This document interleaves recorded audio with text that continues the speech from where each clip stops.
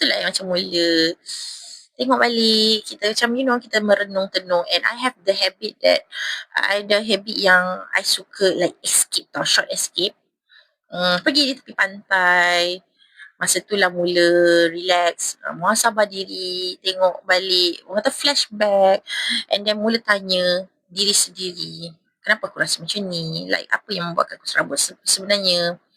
So benda-benda tu lah kita bingung diri sendiri. I discover myself lebih deep. So I lebih kenal lah diri I pada waktu tu macam mana, dan apa tindakan yang I perlu buat.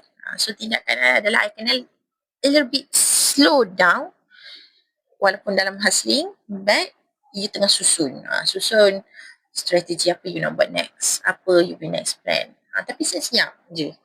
So bila I lah buat macam tu, I lebih tenang, I lebih relax, I tahu apa benda yang I patut buat dulu, apa benda yang patut buat kemudian.